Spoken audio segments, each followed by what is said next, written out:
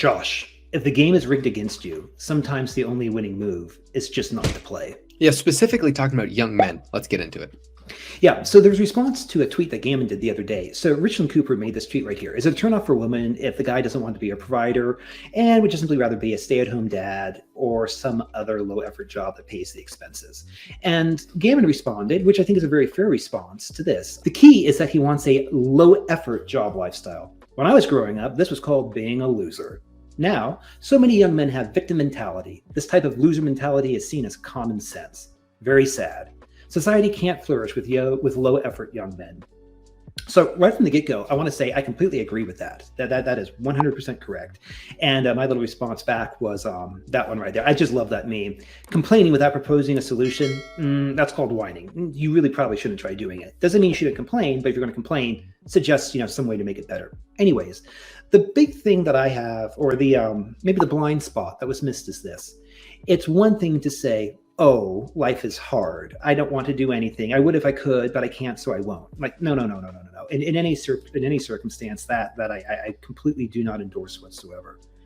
But I do think that there's a certain amount of logic to this. It's like, consider the prospects for, let's say, a young man under 40 or whatever, right? So whether you're a millennial, let's say from 30 to 45, or you're a Zoomer from, let's say, 20 to 35, just, broad ranges right there. What is the economic argument for participating in a system, whether it is to try to find a wife and start a family, or just simply participating in society, particularly if the society itself has done nothing but crap all over young men from day one? My point is this. Imagine from the male perspective, if every day, let's say from 14 and on, you show up at your role in society, whether it's school, whether it's, your job, your relationship, or whatever, right? Whatever your role is to be useful in society, and you constantly get kicked in the nuts, day in and day out. And yet you still keep showing up over and over and over again. Sooner or later, if you have the mental oomph, you might just simply say, okay, well, listen, I'm just going to suck it up. Life is hard. And if you're willing to do that, God bless you. But I find it ludicrous to expect enthusiasm from young males, given the role that society has assigned young males to. That's not to complain. It's just simply to say, if society says from a young age that young men aren't necessarily valued, young men are the source of all society's problems, particularly if they're white, and anything else in that regard, what's the logic for a young male to buy back into society? And that's just from the social construct.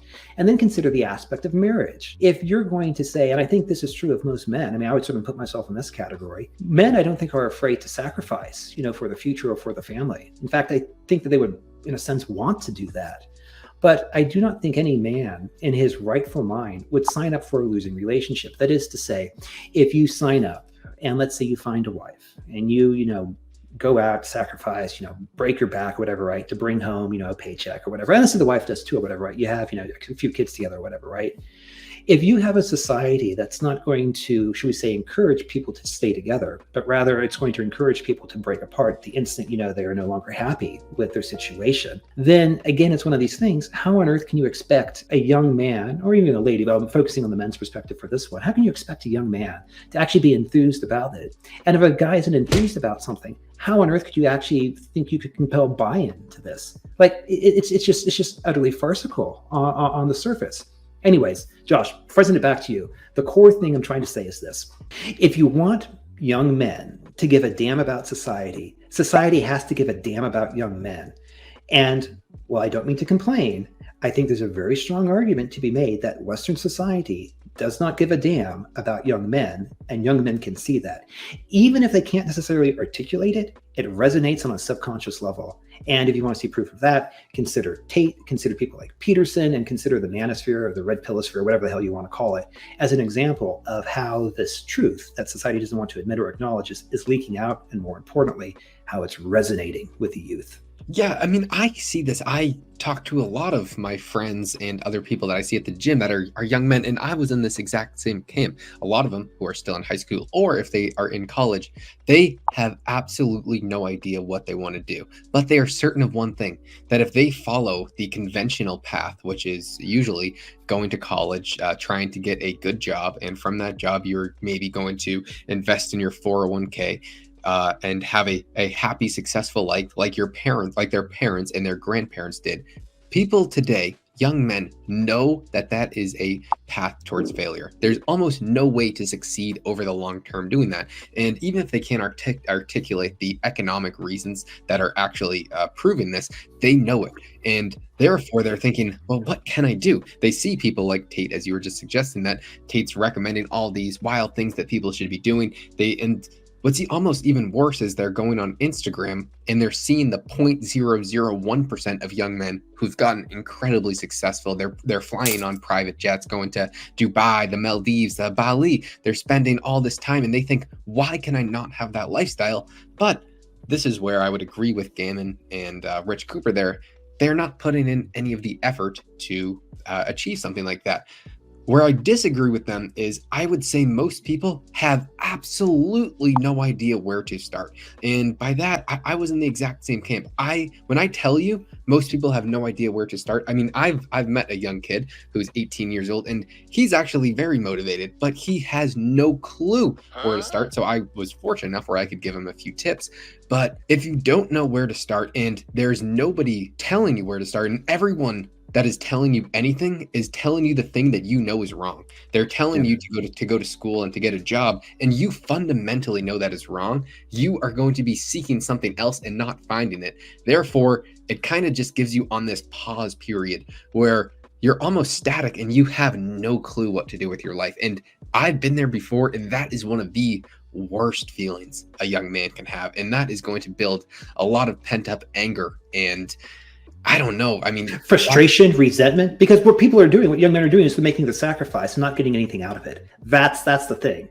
They're making the sacrifice and this is the getting kicked in the nuts part right here where they're not doing that. But Josh, you raised a really good point. I just want to circle back and emphasize that this is not an excuse as a male to sit around and say, boo-hoo, life is hard. No, not at all. You're still responsible for yourself. So make yourself be the best version of yourself you possibly can be. That goes without saying. It doesn't matter if society values you or doesn't value you or whatever, right? You need to do that.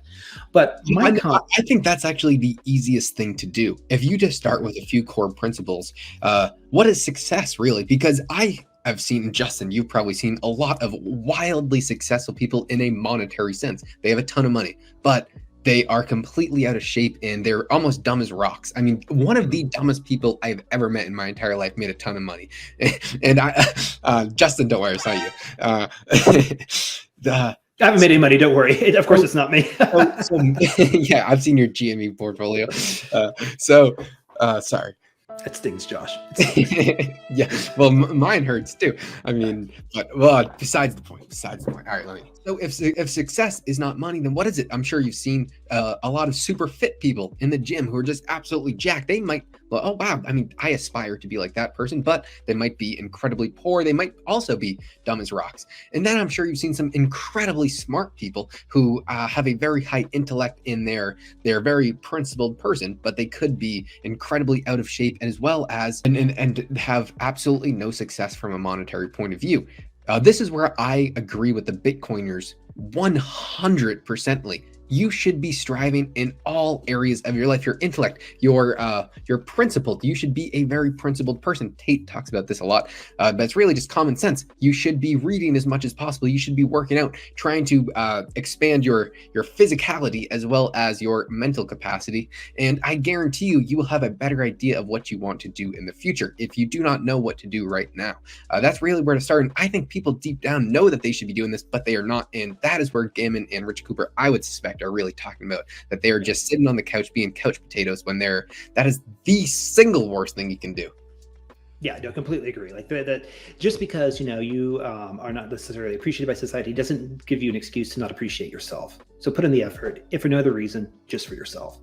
But at the same time, society at large, don't blame men for not buying in if you're not buying into men. That's all.